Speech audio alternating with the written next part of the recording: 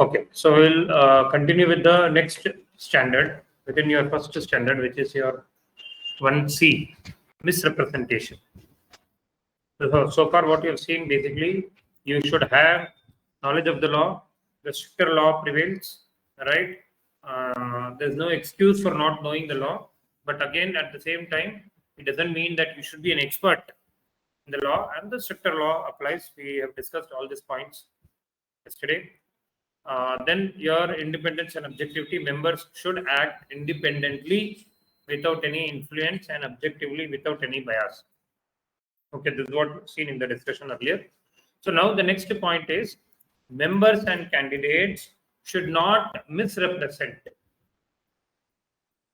Okay, should not misrepresent whatsoever with whatsoever facts or information or qualification or performance or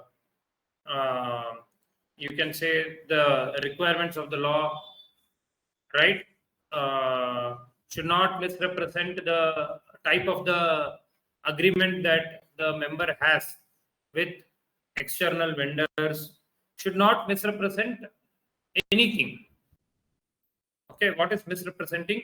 Presenting something differently, different from the actual form.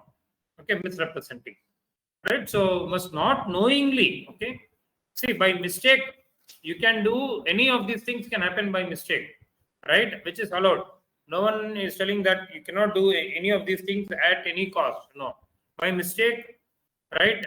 Unknowingly things can happen, but those also, did you take proper care before some such thing got executed, right? You cannot say unknowingly I did mistake. Even though I did my checks and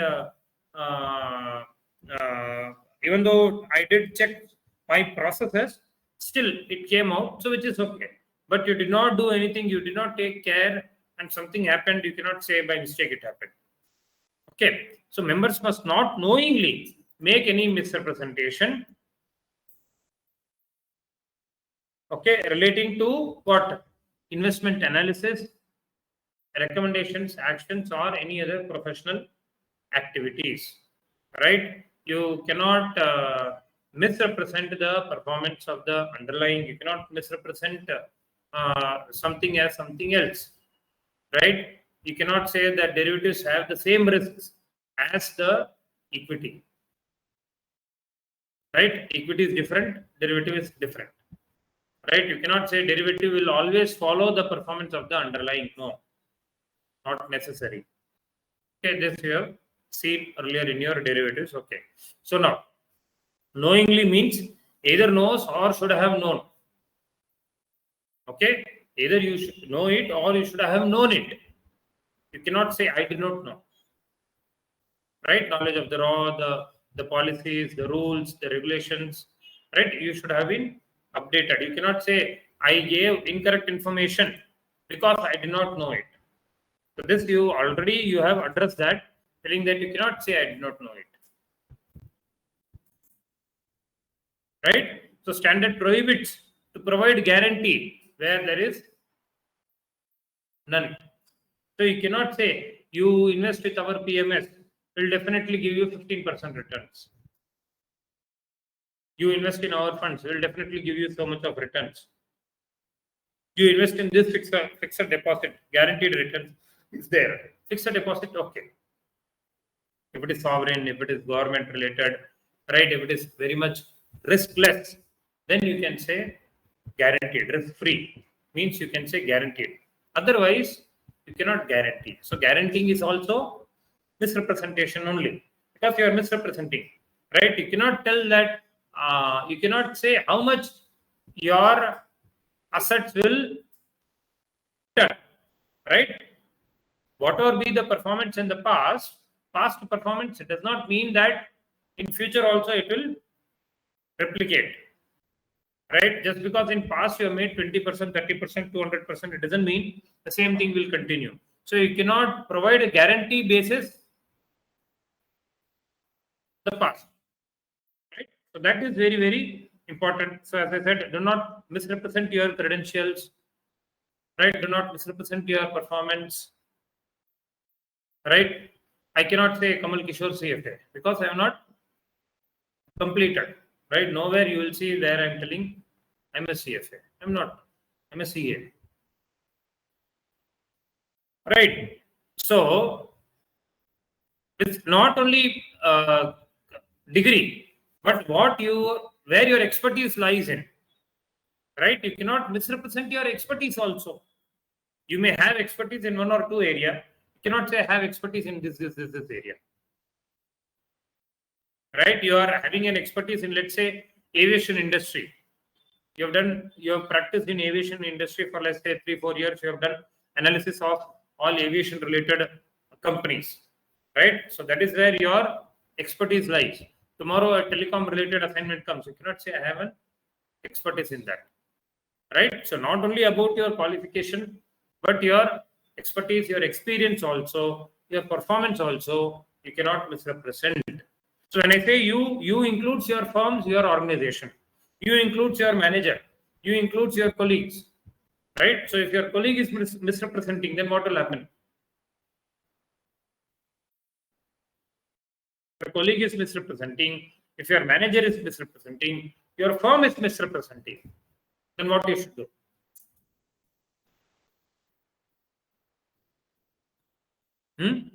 Basically, 1A will come. As I said, all the standards are interconnected. Right? Misrepresentation, immediately 1A will come in. Knowledge of the law, rules and regulations. Are we getting it? So, 1A is only like, 1A is only the end point. Right? The starting points are all these standards. Right? When will knowledge of the law get applied? When something wrong is being done. Now, what is that wrong? You did not do your analysis objectively. You did not present properly. You misrepresented the facts. You told lies. Right? You gave false promises to the clients. Right? You gave false promises to your customers, to your vendors. Misrepresentation.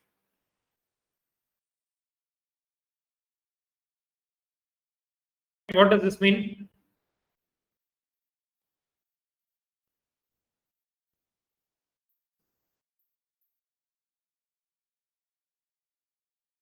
So in your report, in your analysis, in your presentation, in your work, if you are taking help from a third party or an outside source of information, right, then it is your responsibility to see that it is correct.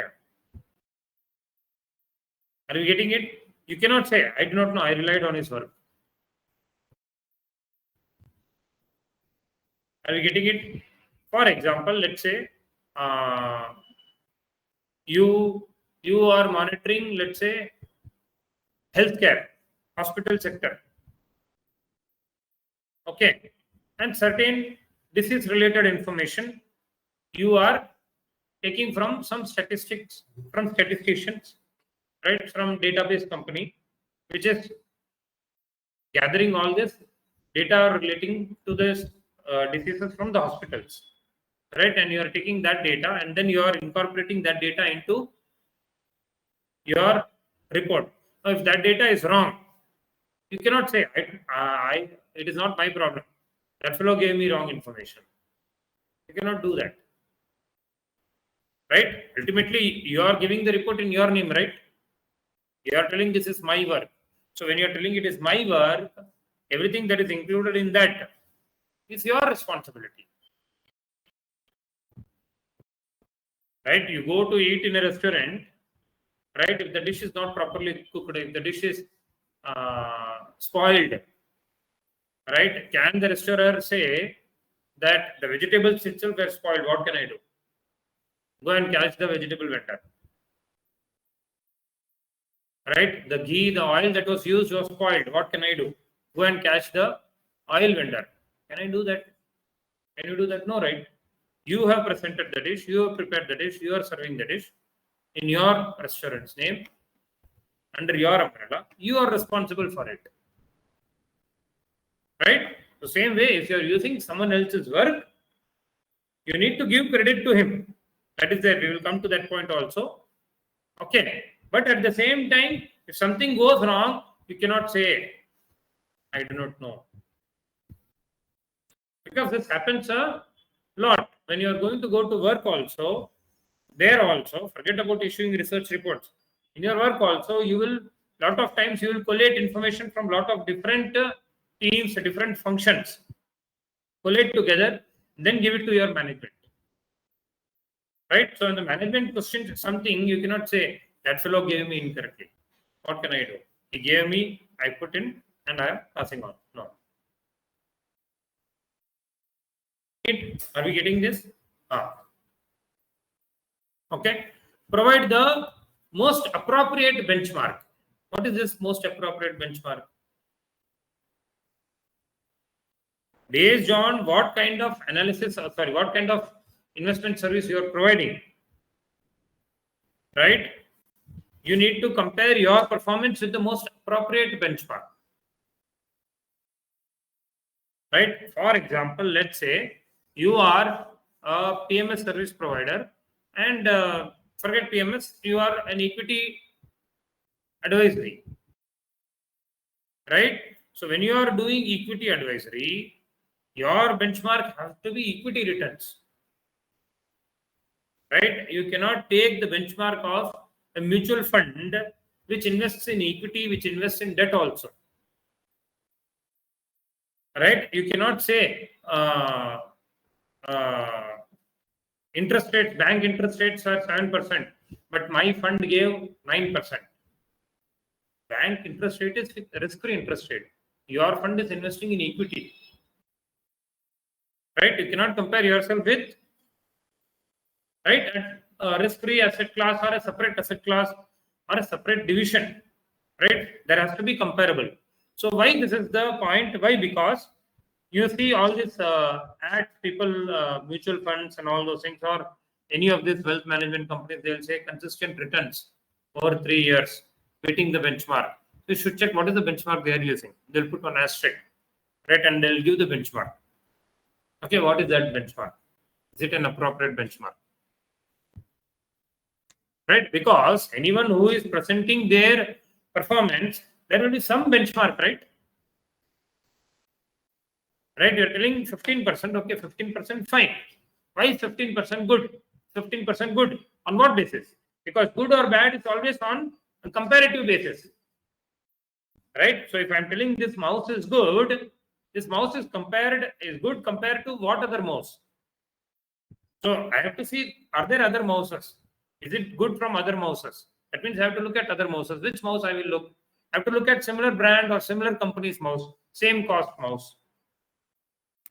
Right? So provide the most appropriate. You cannot give a lower benchmark and say I am beating the benchmark. Why this is done? Why? Because many times your clients, your investors may not know what should be the right benchmark for them to compare with. Right? So then it becomes your responsibility to give the right benchmark. And if the right benchmark is not there, use the closest one and disclose the reason. Right? Many times you may not have indices or equity. For equities you have, but for a certain sector you may not have indices. Right? So let's say I am investing in 4 or 5 companies in, let's say, iron ore industry. Okay, now this iron ore industry, let's say there is no index, there's no benchmark. Then what should I do? Can I take steel industry? Probably yes. Are you getting it? So, disclose the reason.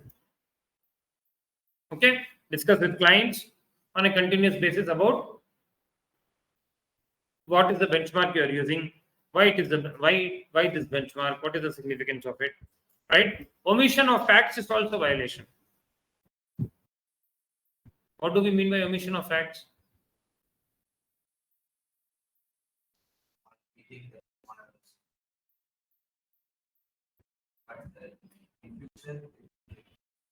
So in my batch, let's say 25 students wrote CFA exam, 20 failed and 5 passed.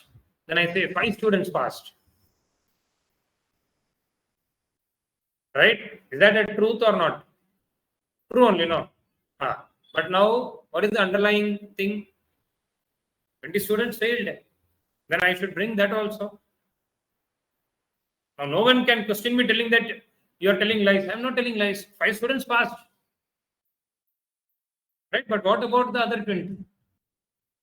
Same thing here also. If I am managing a fund, I am managing 10 funds. Out of those 10 funds, 6 funds gave good returns. 4 funds gave very bad returns. So I am talking, okay, 6 funds, good returns. But what about the 4 funds? Right? Last 5 years consistently I have been making profits. Good. Okay. But what about the 1 year before that?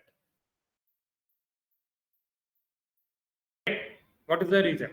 Last 3 years I am consistently making profits. Okay, good. What about the 4th year from now? What happened in that year? Right? Omission of fact is also a violation. You cannot omit a fact. You cannot.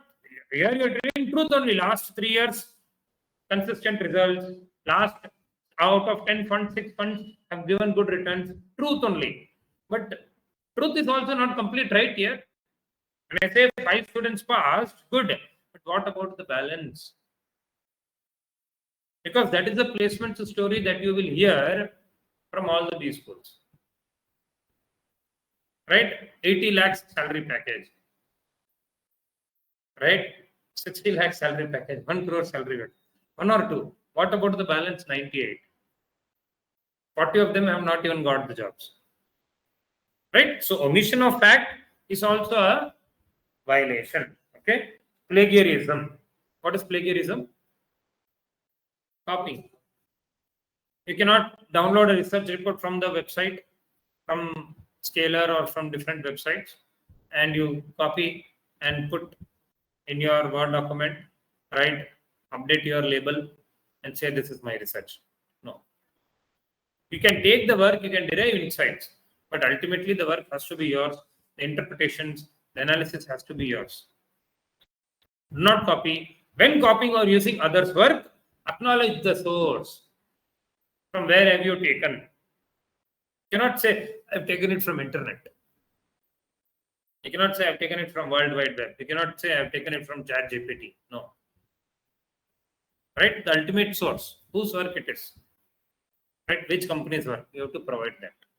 Generalization is also a violation. Do not copy. But it is not possible that any one company, any one research firm can do entire 100% of the work by itself. Not possible.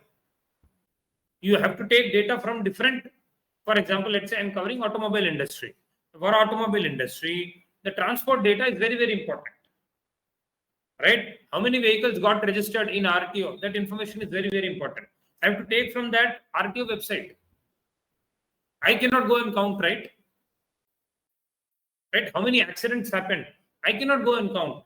I have to take it from the traffic website or the police website or whichever be the government relevant website. I have to take it from there. I have to coordinate with different people for doing survey. Right? So that means I have to take the report from there. So when I'm taking the report, I have to see whether the report is reasonably making sense or not first. Right? And then yes, you are relying on it. Tell that I have taken this data from this place, this data from this place, this data from this place. You cannot go and do the counting, right? Automobile industry, so much of information, you have to rely from outside.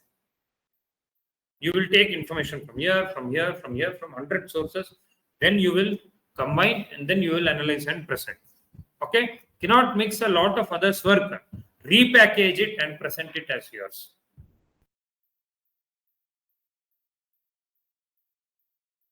Are you getting my point? What is your expertise? Is your ability to repackage? Then tell that. Or tell what is the exact value you have provided. Repackaging is also important. Repackaging is also value addition. But when you are repackaging it, you have to tell I have repackaged it. Right? For example, remote is there. This can be assembled. Right? This can be assembled fully or partially. Some stuff you are buying from outside. Some stuff you are manufacturing by yourself. And you are doing assembly. Right? Or some stuff, or you are manufacturing entirely, which is okay. Or You're sourcing all the components from outside, and then you are assembling it. You tell what exactly you have done. Right? That is the meaning of misrepresentation. You cannot say, I have manufactured the remote. Right? If you see a lot of these electronic components, they'll say assembled in India or assembled at this place, marketed. So the packages also you see, right? People will manufactured by, marketed by, packaged by, different names will be there, right? Not necessarily the company which is manufacturing is delivering it to you. No, the company which is manufacturing not necessarily is packaging it and giving it to you. Packaging is done by someone else, right? So you have to tell what is the exact value you have provided. Again, when I'm telling you means your firm, your company. Okay, included. Firm's work is not your work. Understand? You are working in a company, you are doing all the research, you are producing all the reports. It is not your work. It is company's work. Right? You are being paid for doing that. That's all. It is ultimately you are using company's resources, you are using firm's resources to do that. It is belonging to the firm. Right? But the learnings that you have taken from that learning belongs to you, that you can replicate later. Are you getting my point? You cannot take that work and later use it in the subsequent employment without permission. With permission, you can do everything, no problem. With permission, you can do everything. It is all obviously without permission. Okay, by mistake, you have done something which is okay, not a violation. But once you know, you should attempt to correct it or highlight it. Right, so this point you do, and using someone else's model with tweaks, give credit. What is this basically? When doing this, when we are building the financial models, when we are doing the forecasting, right? A lot of different models are used, say Python or statistical model softwares will be used, right? So these models would have been created by someone else. This templates would have been created by someone else.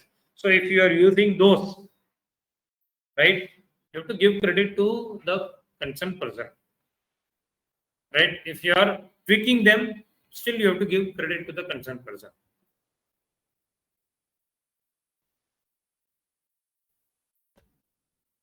Getting it? Okay. So all of this comes under what? Misrepresentation. Do not misrepresent anything. Omission of a fact is also a violation. You cannot say, I did not tell lies. I'm telling only truth. I'm telling only half truth. Clear? Are we getting it? Okay. Now, what is the guidance or what is the recommendation? What are the recommended procedures? What is the standard telling? How you can avoid from doing all this? How you can be safeguarded? Okay. Verify outside info that you are using. It is ultimately your responsibility. You should be very, very careful in using any other's work. Right? You are using someone else's work, and ultimately, if that work is proving to be incorrect, then you are to be blamed, right? The blame will not go to the other person. Composite correction, cherry picking accounts to include either in published reports.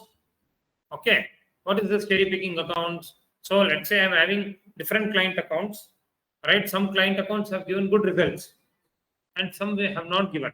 So let's say I am having 50 client accounts. Okay, out of 50, 20 have given good, right? I'm highlighting only those.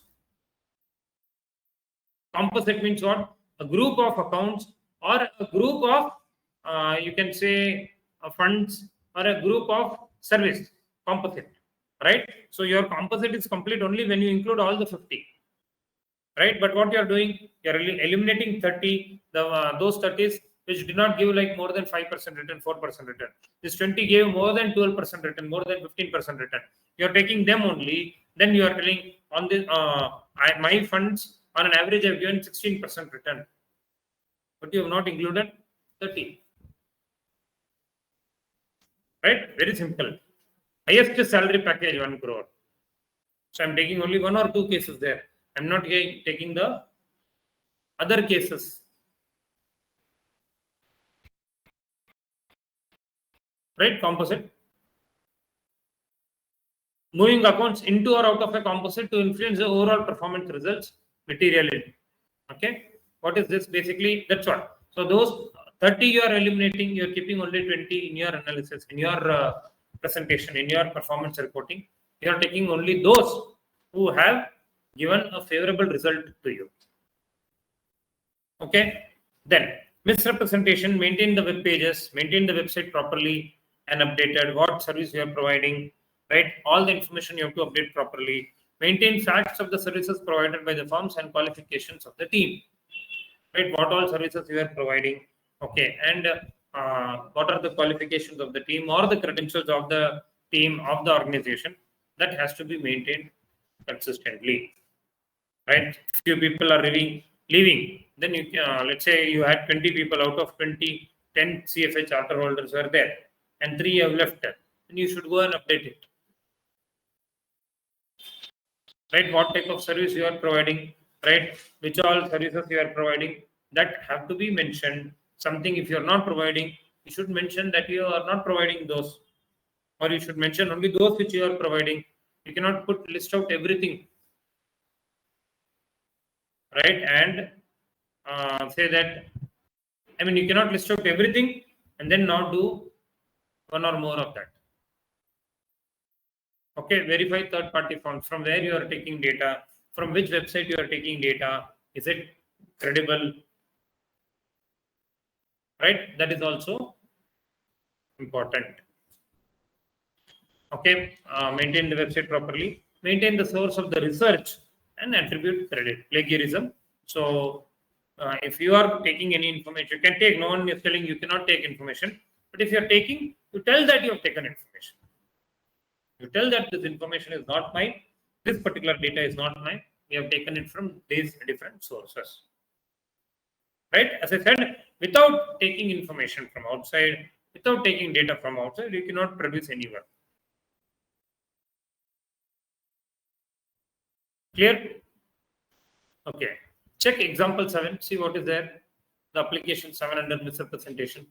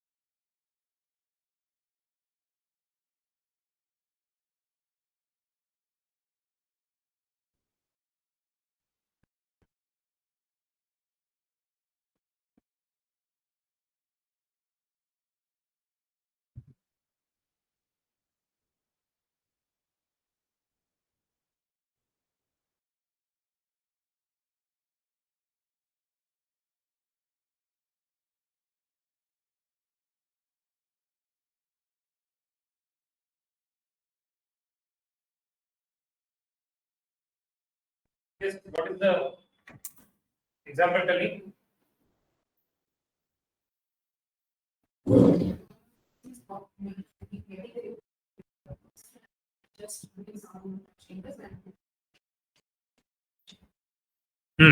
So basically, this one, right? Using someone else's model with tweaks, you should give credit. Okay. So again, as I said earlier, these questions, when you're reading, you should be able to understand what exactly the situation is, who are the parties involved, what are they trying to do, and then go and try to understand the violation. First, you have to understand the context. Okay, there is another example, if I'm not wrong. Misrepresenting a derivative backed by a guaranteed underlying as guaranteed. What does this mean? Misrepresenting a derivative backed by a guaranteed underlying as guaranteed. Now, what is guaranteed underlying? Let's say a risk-free asset, okay, or maybe some other asset where the return is, say, let's say, guaranteed, okay, and then there is a derivative on it, okay. Let's say a bond, okay, a bond is there, the returns are more or less guaranteed, and but there is a derivative on it, okay, a forward or a future or whatever it is, okay. Now that derivative cannot give guaranteed returns, right? The derivative's performance is based on the performance of the underlying. Okay. But derivative has its own features, its own characteristics, right? Its own risk and features, right? So you cannot say this derivative will also give the guaranteed returns. That is also a misrepresentation. Are we getting it?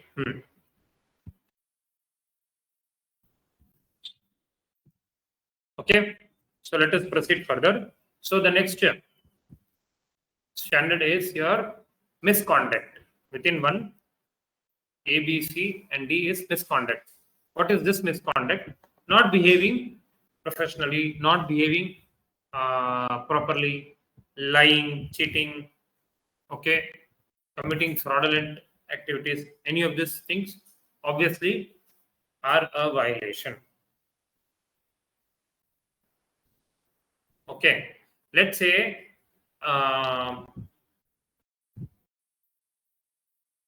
this cheating or this dishonest conduct or this fraud, okay, is with reference to professional assignments only, or personal should also be included.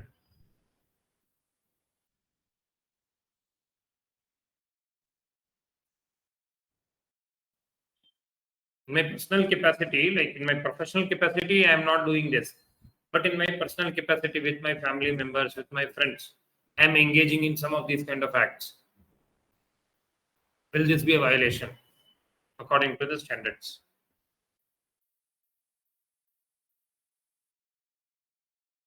Cheating my friend, taking money, not returning it. Not in the professional capacity.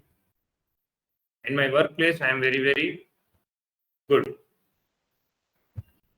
But with my friends, with my family members, with other community people, I'm engaging in all this lying, cheating, fraudulent activities.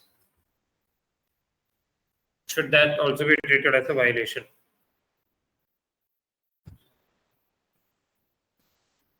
Why?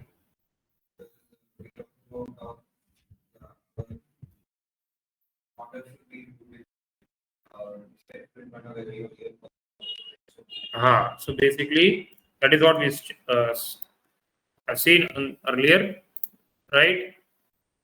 Basically, act properly with everyone, with public, everyone else. Place the integrity of the investment profession before, right?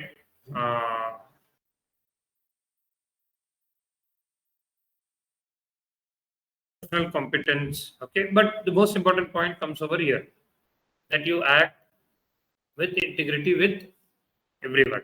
right? So personal capacity also, if you have done any fraudulent act, that is also included. Okay, so look at this.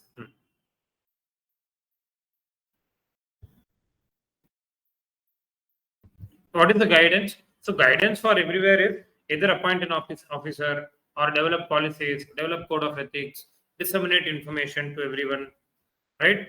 Develop a list of violations, right? The firm should create a list of violations that you cannot do this, you cannot do this, you cannot do this. Put 50, 60 conditions, right? So that the employees, when they read, at least they will be careful that, okay, if I do this, my job is at risk, right? So list of violation. Okay. Then employee references misconduct, right? So it reflects badly on the employee. So before hiring anyone, take reference, right? From the previous employer, take the reference, call up the previous employer. Definitely previous employer will not talk good about any employee who has left. 99% that does not happen. So that experience, I mean, that you should expect. But what happens when you do this reference checks? Any extreme situation, if there is there, if this person who has come for interview, who is applying for a job in your firm, and he is clear almost everything technically, but then you need to assess his character. You need to assess if any these kind of issues are there, right? Then the best place is to check with the previous employer, right? And if the previous employer is giving serious allegations, then yes, there could be some problem,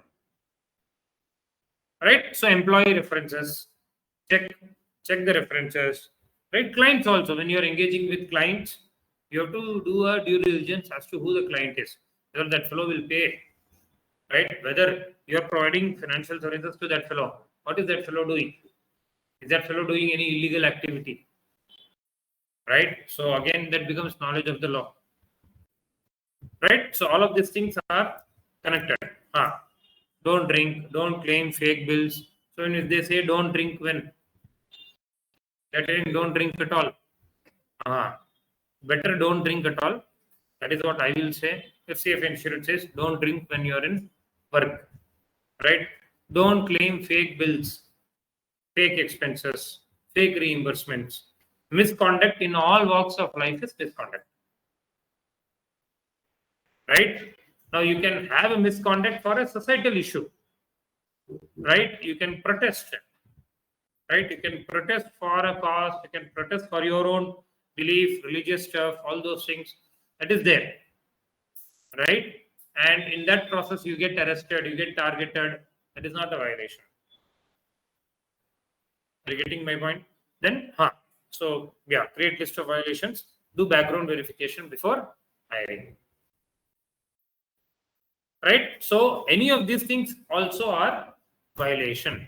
That is why if you have registered with the CFA Institute, when you are registering, right, they will ask few questions: whether you were arrested, whether whether an FIR has been registered, whether any criminal action has been taken, who has registered the institute.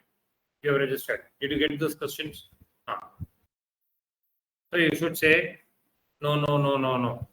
What happened in one case, 2019 or 18, one fellow said yes, yes, yes for everything. He said, and he got a mail and all telling you are not allowed to take CFA exam.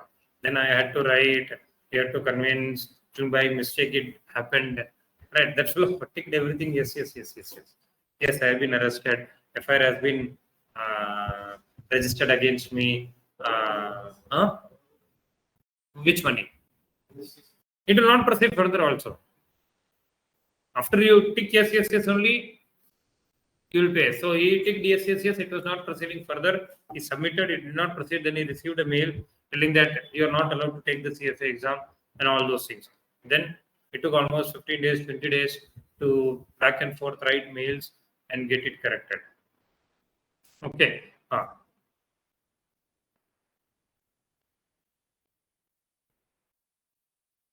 Okay. So that is your standard number 1. A, B, C, D. A is what? B, independence and objectivity. C, misrepresentation. D, misconduct. Okay, fine. Now let us go to the next standard, MNPI, material non-public information. What is material? Okay, integrity of capital market. Within that, the first one is trading using material non-public information. What is material non-public information? What is that? Insider information is general language. Technical language is material non-public information. Basically, yes, for a reportable entity, any information that which is required to be reported has to be reported as quickly as possible and should not be shared with anyone, okay, whom it is not required to be shared before it is being shared to the public. Right? That means if there is any non-public information and if it has to be shared, then share it immediately. If it is not required to be shared, then protect it properly. Right? You share this with undecided people, okay, then there will be serious consequences. This is one area which is very, very difficult to curb, material non-public information. It is not only now, like last 30, 40 years since this investment industry has been there, right? This has been there. Even today, it is there in different forms, right? So you can go and check Rajat Gupta. Okay. Who is Rajat Gupta? Any idea?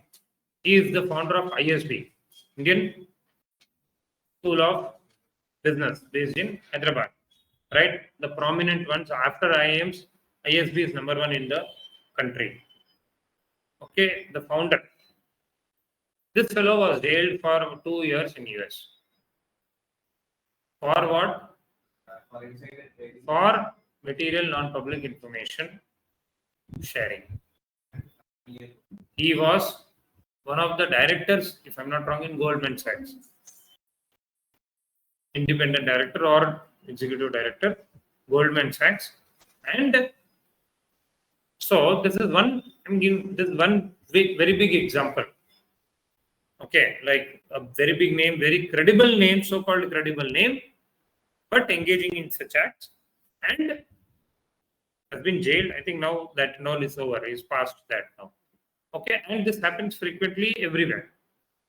Right? In India also, day in and day out, someone will be penalized because of that by SEBI. Okay, why? You are putting others at a disadvantage. Very simple. You are putting everyone in the market at a disadvantage by trading on this information.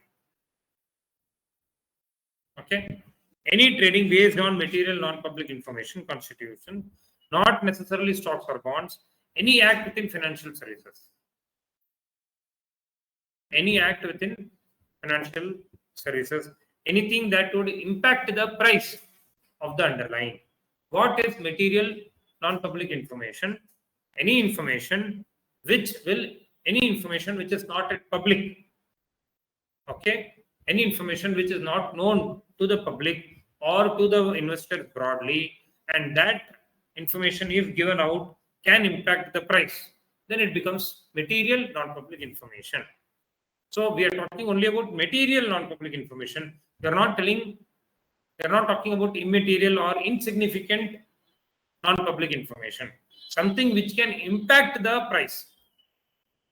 Right? If given in the market, if given to the market, if informed to the investors, then can that bring up or bring down the price?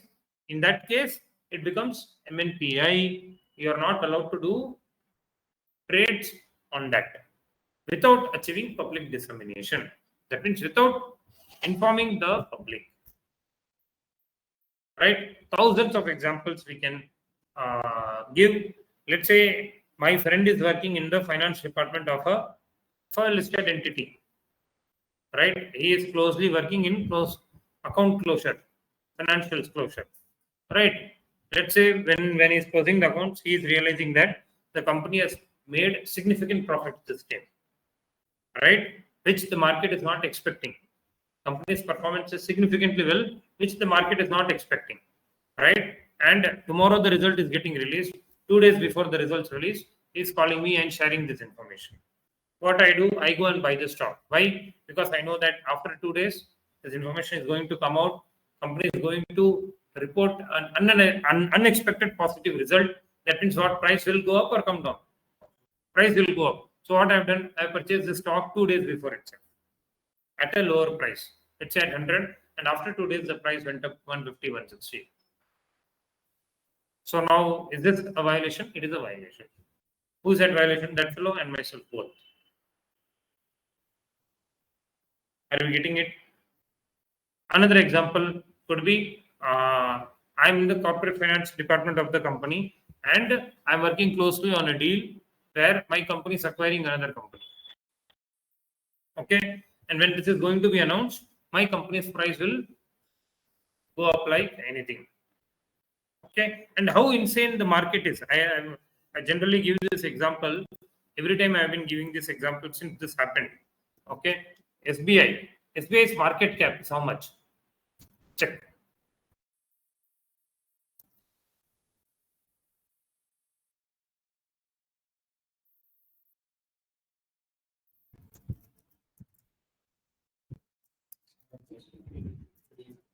Hmm?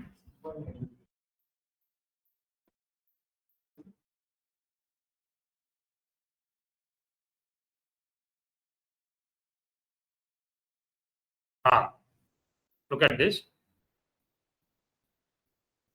So this SBI purchased Competence. Okay, what is this Competence? Do not know.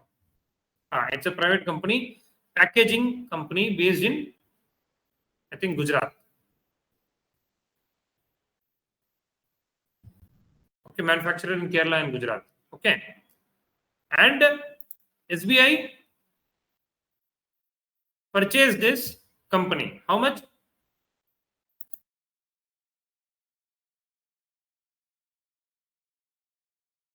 6.53%.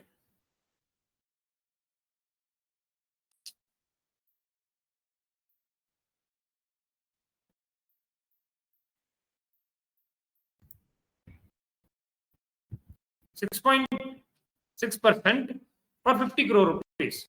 That means what will be the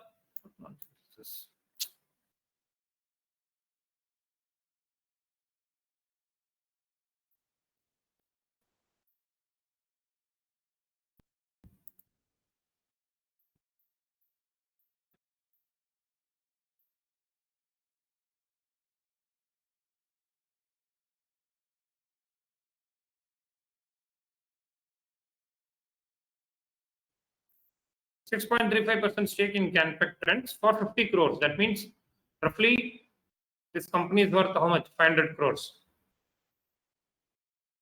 Okay? Like at a valuation of 500 crores. Okay. Now, what I know is there's not 1%. Share prices rose almost 4 or 5% actually. Okay. Stock increased by 7% when driven by the recent acquisition. 7%. Okay. What is the market value of SBI?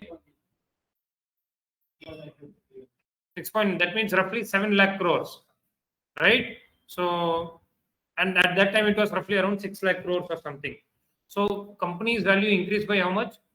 7%, right? That means 6 lakhs crores. 7% means roughly around 40,000 crores increase in market cap. For what?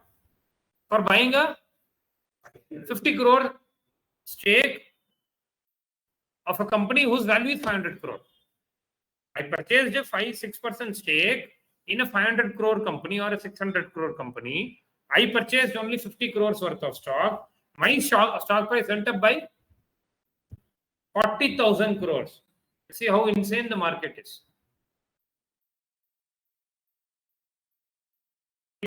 Now just imagine if I was in SBI's, if I was part of SBI's team, which is doing this, right? And I am aware of the fact that SBI is acquiring this small company, right? And if I foresee that, okay, if SBI is going to acquire this small company, share price will increase, and I pass on this information to my friends, my family members, right? And 7% increase in SBI is not a big, it's not a small thing. SBI is a large cap. You don't see 7% increase in one day, right? 1% increase is a big thing in SBI shares, right? Because it's a large cap, 1%, 2%. You have to have a big reason for why SBI is going up by 2% or 3%. 7% is it's a big thing, right? So now based on this, I pass on the information to my family, my friends, okay, or I myself buy shares on my own behalf and look at how much I get benefited, right? For a 50 crore investment in a 500 crore company, underlying price goes up by, my company's price is going up by 40,000 crores, 50,000 crores, right? Which is like two. That is why I also say generally markets are very, very insane. When it takes you at a different level, and when it has to throw you down, it throw you like anything where you'll never be able to get up. So anything that would impact the price. So now you cannot say this is such a small acquisition. There is nothing like material information here. No, it's such a small acquisition, but it has impacted the price. 50 crores is not a material thing for a company like SBI, right? For a bank like SBI, okay, whose market cap is 7 lakh crores. What is the balance sheet size of SBI? Check. Balance sheet size of SBI. Check.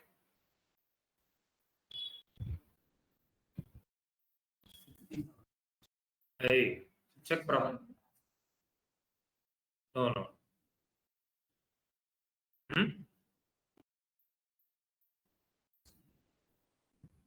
Check.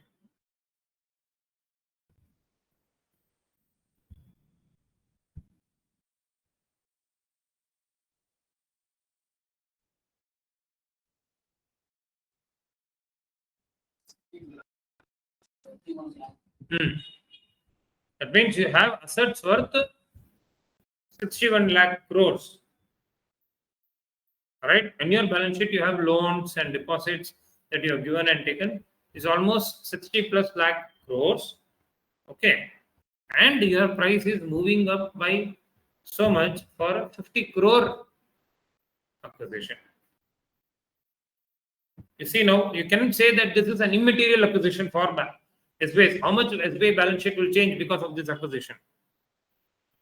Right? This will go in rounding of error. 50 crores will go in rounding of error. Right? Where is 60 lakh crores and where is 50 crores? 60 lakh rupees and 50 rupees. That is the comparison we are talking about. Right? Can we say it is material? Anything that would impact the price, anything that which has potential to impact the price is material. Okay, information also becomes material if market participant would want to have that info before investment action. Right? So what is material is being discussed. Right? If I as a market participant, I as an investor, I as a trader wants to have certain information before I do this action, and that information is not known to public, and that information is material, non-public information, because that will drive my investment decision.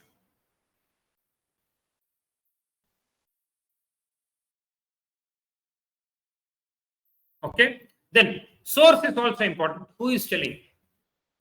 Who is giving the information? That is also important.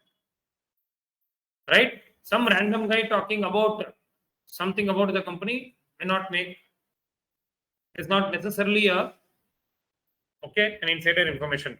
A broker or any market participant is telling that I feel definitely this company is going to acquire another company.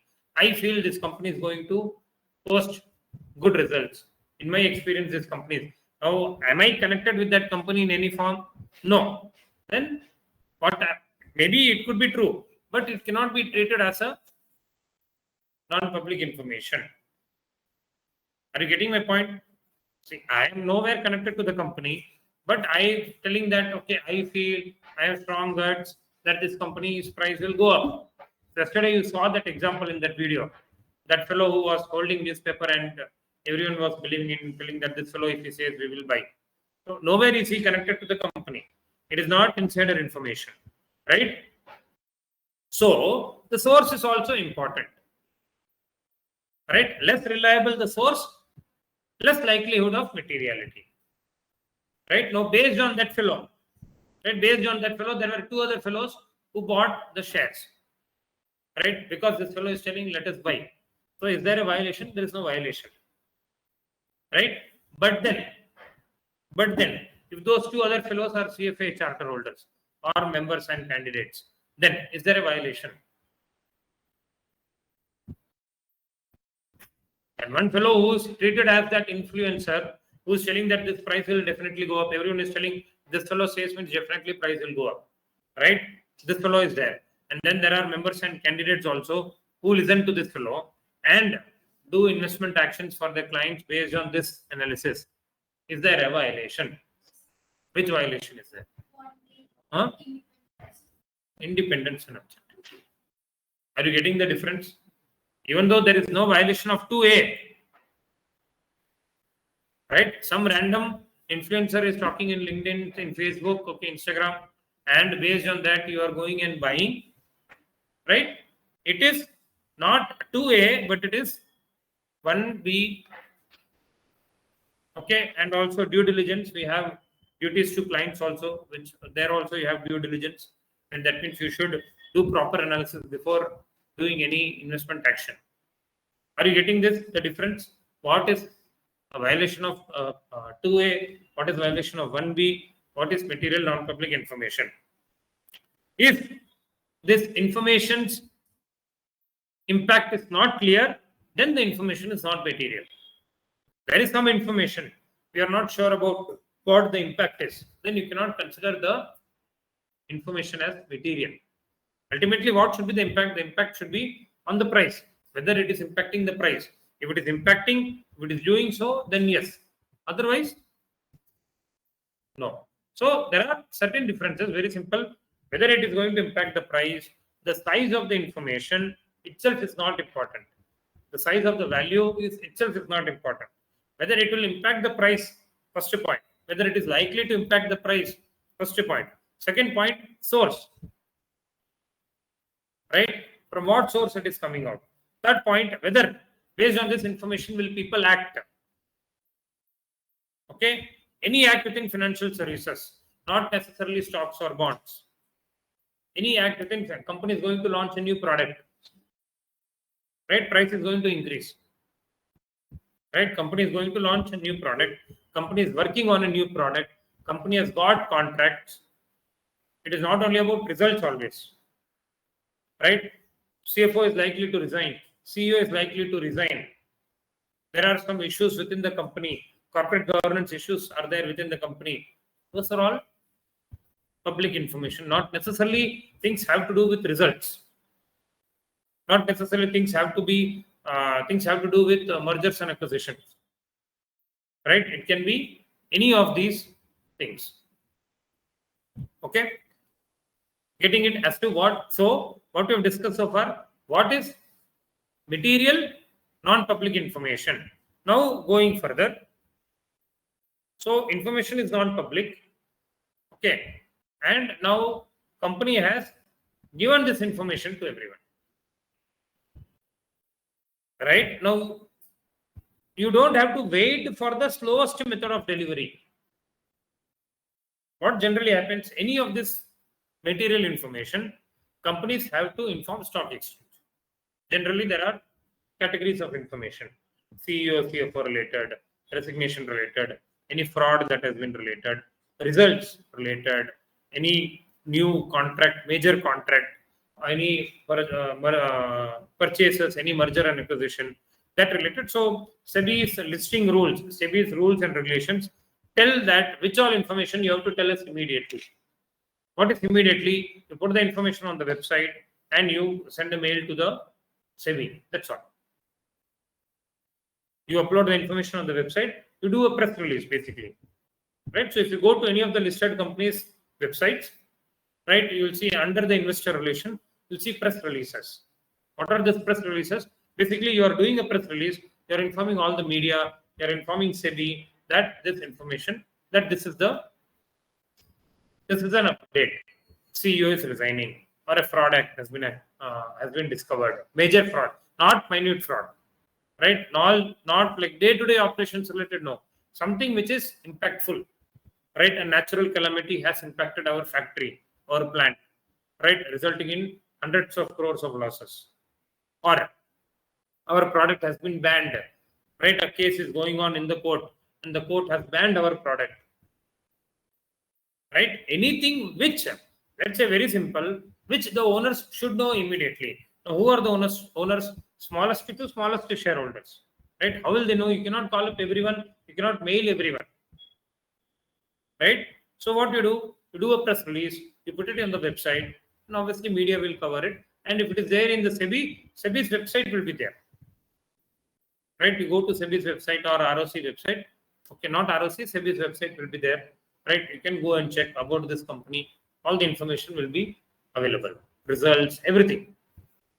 So you don't have to wait for the slowest method of delivery, right? That means if this has been done, more than sufficient, right? Whether has everyone seen it or not, right? That is not. Then see what will happen is press release will be done, and you will host in the website, right? After informing SEBI, you will do the press release. You will not do press release first and then go and inform SEBI. First, you will go and upload in SEBI's website. You will upload. There are certain forms you will upload there. Then press release. Then in your website, or website and press release parallelly. Right now, you do not have to call up every investor, right? But mails will be done. Prominent things, mails will be done. Mails may take some time, right, to reach. You may take some time to send mails, which is okay. But fastest method. Information used to conduct. Now you see how this is interconnected. I am working, I think we discussed this point in the earlier session also. I am working as an investment in the capacity of investment banker, where I am helping the client to raise money or invest money, right? In that process, I'm trying to understand a lot of information about the client's company, right? In which process, I will get to know a lot of information about the company, which is insider information, which is non-public, which is material information, right? For example, their sales strategy, right? Their customer data, right? Their employee retention policy, right? Their product mix, right? I may get access to those information. I cannot share that publicly, right? One of the biggest mysteries, okay, generally, I do not know whether it is still there, but we used to study, biggest mystery used to be Coca-Cola formula.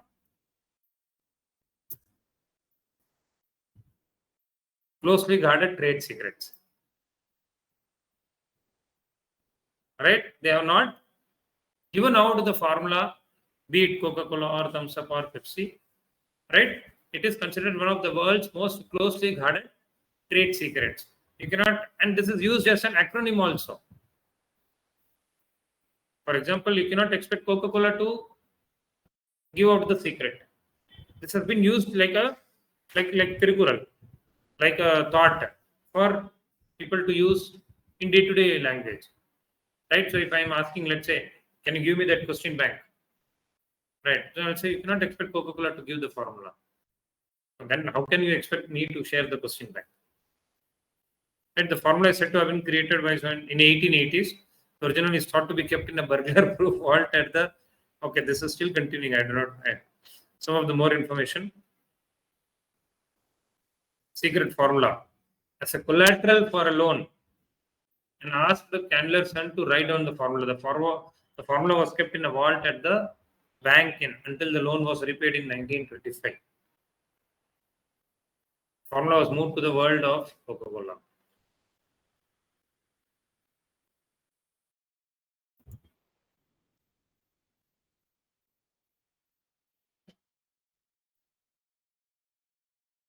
Hence, they don't have it.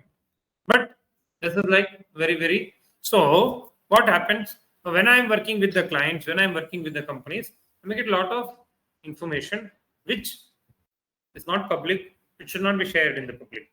No.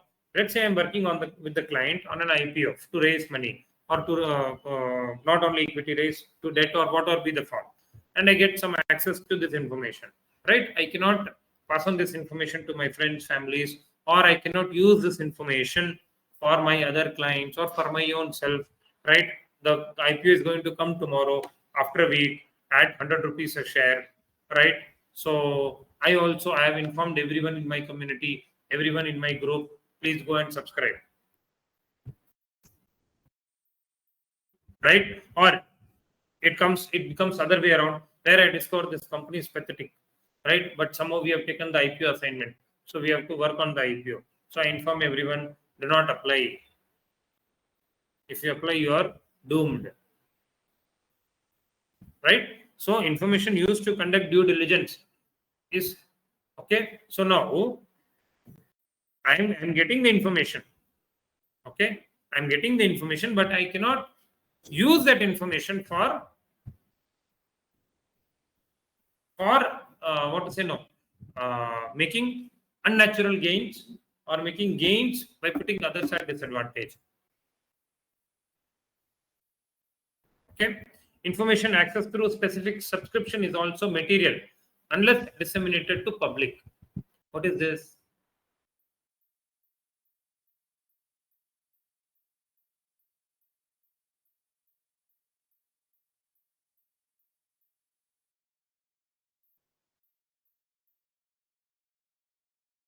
Let's say I'm a PMS fellow, and I have some network where I have friends or connections who are in the boards of different companies, right? And they give on this information to me. What I do is I have a specific scheme for my clients. This is a premium service. If you subscribe to this, I will pass on the information first to you. Information accessed through specific subscription is also material unless disseminated to public. That means you are taking money from, you are not giving to all the 100 clients, right? You are giving to only those clients who are subscribing to this premium service, right? 10, 15 clients.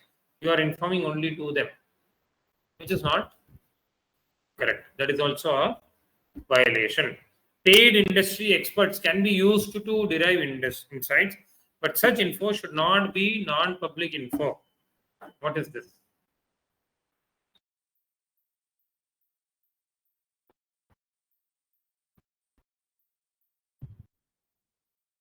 Paid industry experts. Industry experts, huh?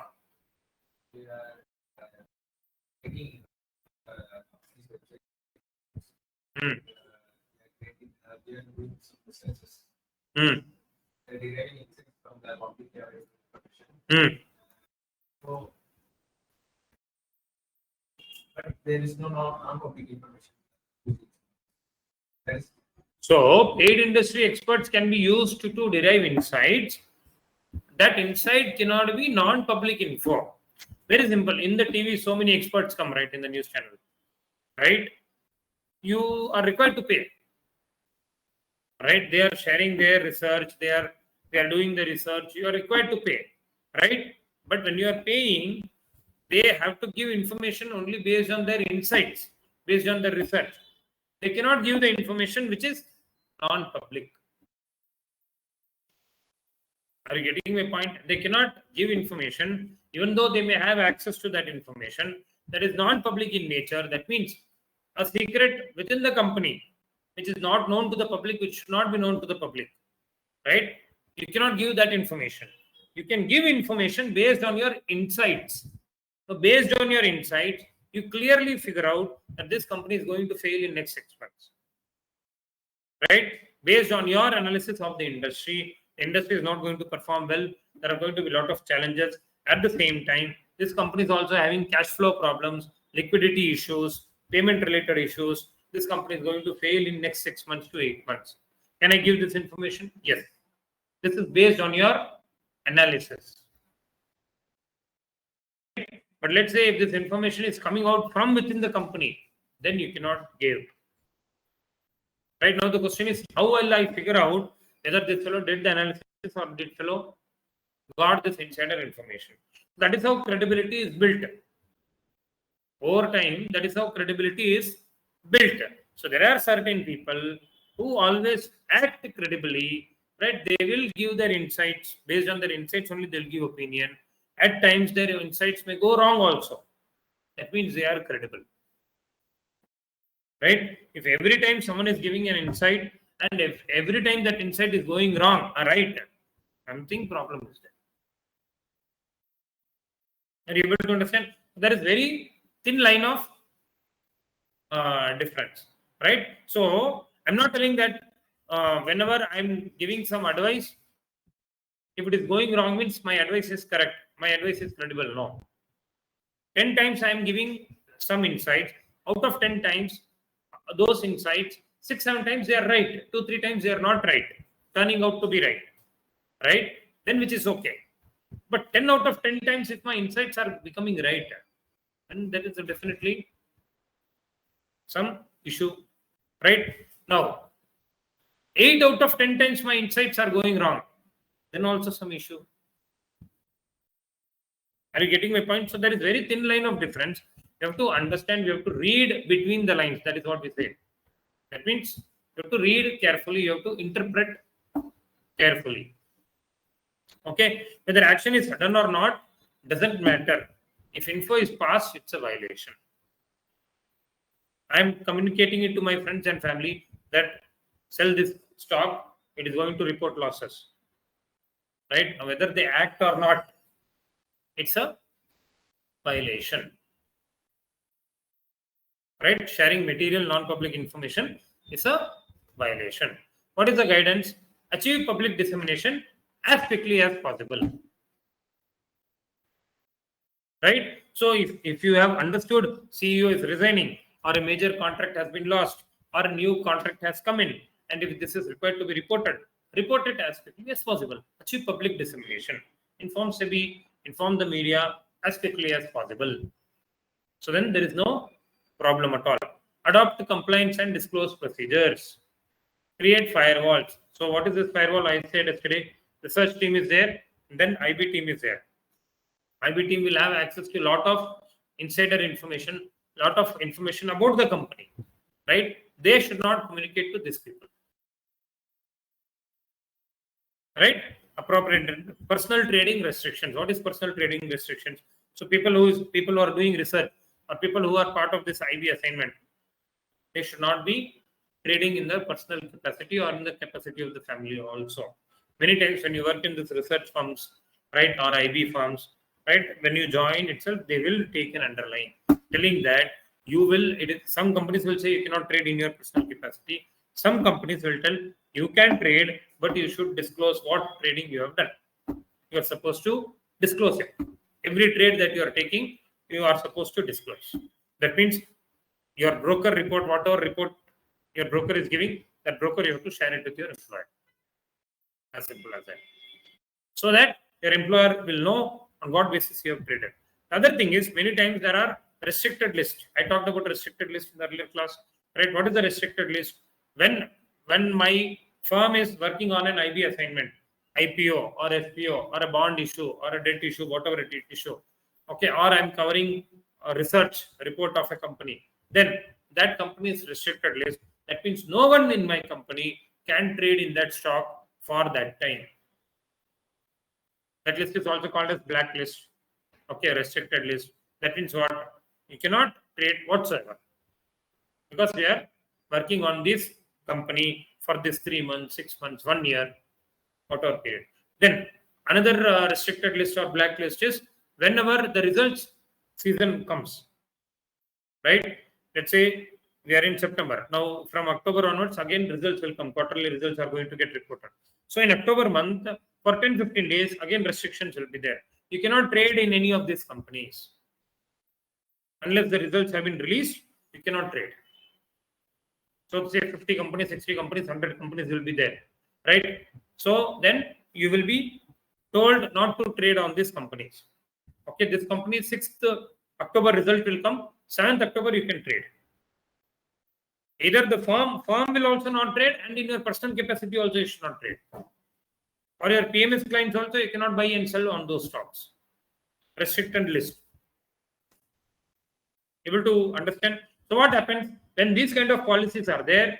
Automatically, this MNPI will not be there. Insider information, insider trading will not be there automatically when these kind of restrictions are put, right?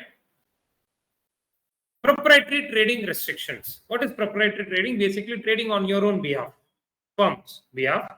Okay, proprietary trading on firm's behalf. Okay, now there is something called as market making. Do you know what is market making? Market maker. No. Stock exchange are the biggest market makers. They are only medium. Okay.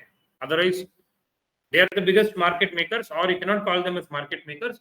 They are the medium. That's all. They are market. What are market makers?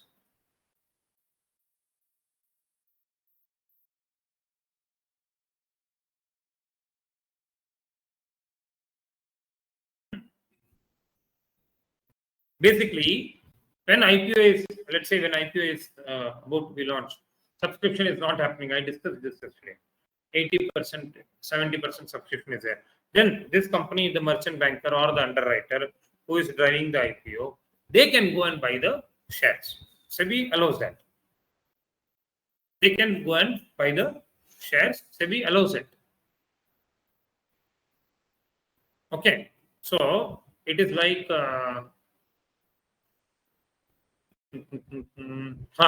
going by a boat in a river, right? So you go to all of these places, okay, holiday spots, and certain in the deep forest, like say Hoganakal and all, right? That round boat is there, right? So you have to have 4 people.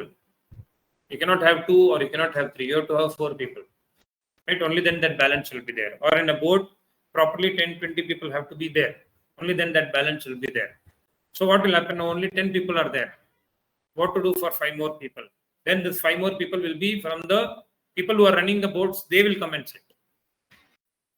Otherwise, what will happen? That balance will not be there because they are manual boats, right? So the manual boats there's a risk. So what will happen? 2-3 additional people have to be. Where will you get for? You are only 7-8 people. They are getting 12-13 are required. One fellow who is riding the boat, that fellow is there. But what about another? So 2 or 3 from their own team, they will come and sit. Why? To balance. So same way, an IPO is being launched, 70% subscribed, 75% subscribed. SEBI says minimum 85%, 90%, 15%. What to do? I will go and buy for the purpose of market making. Right? Another cases, till the IPO is successful, okay, the volumes are low, right? Lesser liquidity is there, right? Then what will happen? Again, I will go and buy. Or people are looking to buy, but liquidity is not there. I will go and sell. Market making activity. That is allowed for the purpose of market, to have enough liquidity in the market. To have enough liquidity in the market, that is allowed, where you can buy and sell for the objective of liquidity, not for the objective of increasing the price or decreasing the price. Okay, that is pump and dump strategy, which you saw yesterday in that video. What did that fellow say? Keep buying, keep buying, keep buying, buy everything. Don't leave even one share. Let the price go up. Now dump. We are not bothered. Now dump. This happens. Pump and dump happens today also. Even though people don't acknowledge it, but I have observed, and I observe on a daily basis, weekly basis, I observe what will happen. Suddenly the price will keep coming down. Okay, and people will keep selling. Right. See, it's very difficult to prove. Now I'll tell you.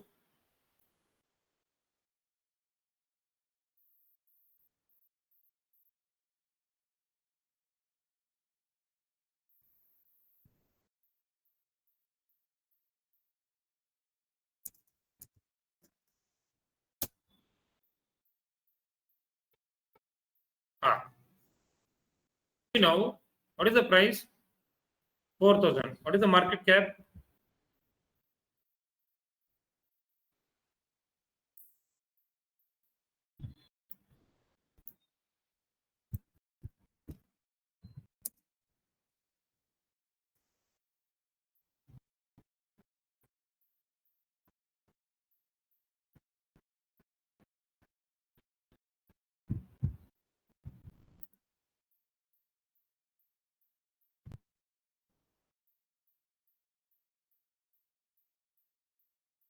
How many shares are traded so far? For 50,000. Let's say yesterday 1 lakh shares were traded. What is the price? 5,000 rupees. Right, roughly. 1 lakh 30,000 shares. What is the total value, traded value? Total traded value.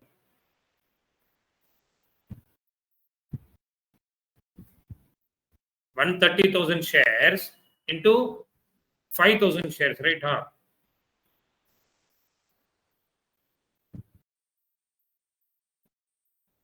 How much? 65 crores? 65?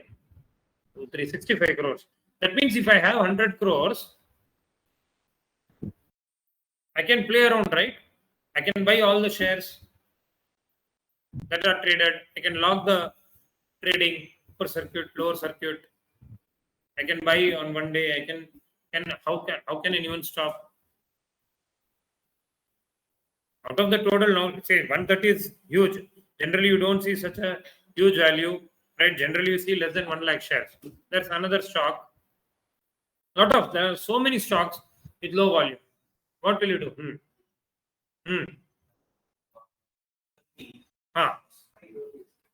Because what happened that day, the price went up like almost to 5,000, above 5,000 levels.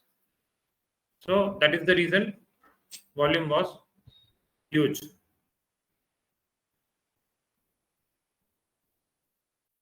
And you see here it became 4,000 rupees. Volume again is huge. But there is a restriction. Restriction is there. So I'm not telling I will put entire 65 crores. Even if I put 5 crores, I can change the direction of the price, right? Who will put 5 crores on a daily basis in this? But if I have 5 crores and if my objective is to bring up and bring it down, it can happen. Like this, there are so many stocks, volume is low, total traded value in a day will not be more than 2-3 crore rupees.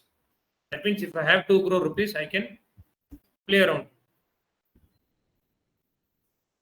Getting my point?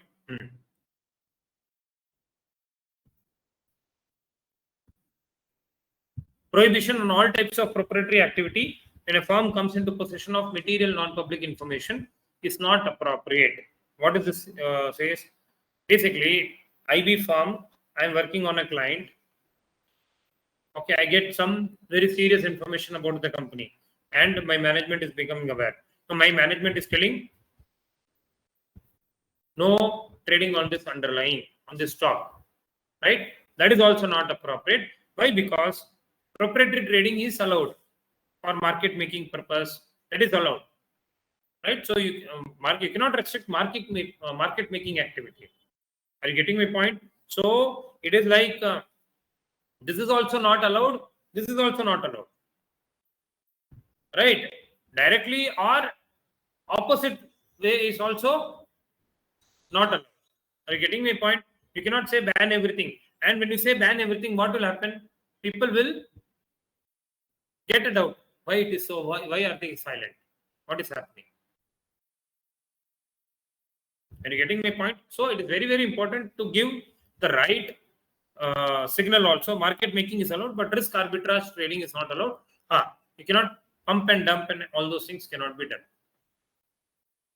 Okay. So basically, these are the recommended procedures or guidance as to how you can manage this insider trading, how you can avoid violation based on this insider trading, controlling non-public information. Yes, when discussing, be careful.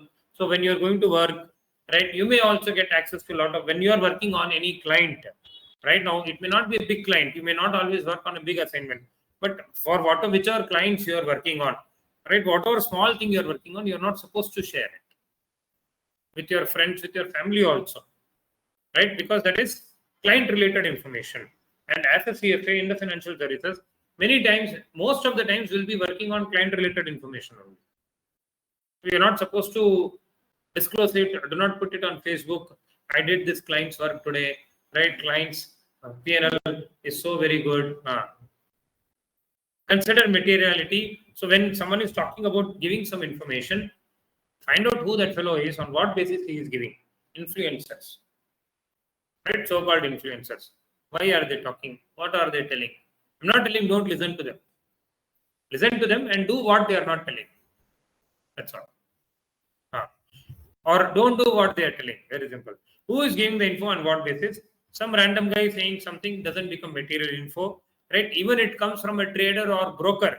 You don't have to consider material unless there is a reason to believe that that fellow has a relationship with the subject company. Right? Many times, all this trading things, right? People who trade, they will say, buy this company, I see a very good prospect. Today price is 100. In 3 months, it will become 300. He could be a trader, he could be a broker, but does he have a relationship? On what basis he is telling? He is telling to pump and dump. So if he is telling 100 people, 10 people will buy. His purpose is solved. If 10 people are buying based on him, right, these 10 people will tell another 100. That is the thing that happens. Okay. Mosaic theory. What is mosaic theory?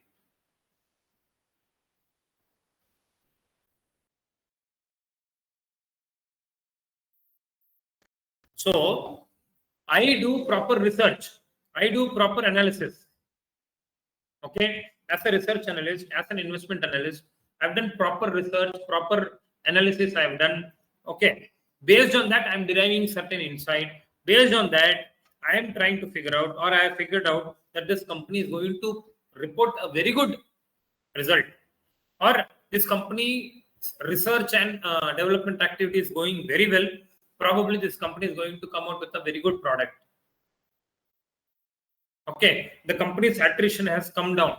Company is in a very good position. Right? Company has developed a new business model based on the investments they have made in the last 3-4 quarters. I expect the company to perform very well in next 12 months. Right? Based on that, can I act? Based on that, can I tell my family and friends? Based on that, can I tell my clients to go and buy? Yes. That is mosaic theory. That is not insider information. Understand that. Because otherwise, then that is what we call it as efficient market theory, right? Because there is inefficiency, I'm doing the analysis, I'm able to figure out certain things which any common investor will not be able to figure out. That is the expertise that I have, right? That is the analysis